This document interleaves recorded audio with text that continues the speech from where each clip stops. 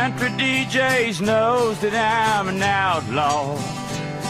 They'd never come to see me in this dive, where bikers stare at cowboys who are laughing at the hippies who are praying they'll get out of here alive.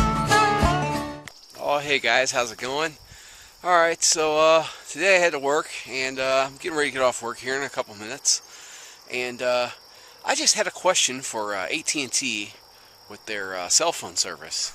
Now, I have one bar, and if I go inside I get nothing. And here's the problem with that. I have one bar, and I do actually have 3G service right this second, but it's pretty spotty. Now, I'm in a rural area in Missouri, but here's the kicker. You see that tower right there?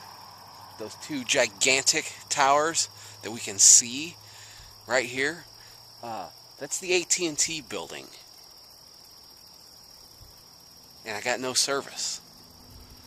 So tell me how it is that at&t can have two towers, and it's an actual, there's a building under those towers, at&t building, and so you know those are huge towers, and evidently, yeah. So and not only do we have those two towers, but we've also got 1, 2, 3, 4, and there's another one over the horizon that you can't really see.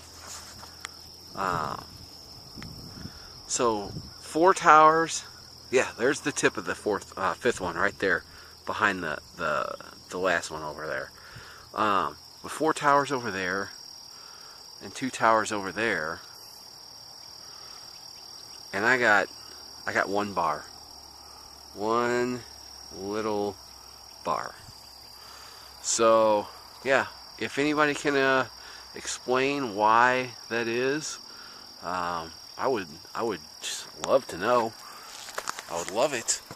I would love to know. So if you know, post it in the comments below.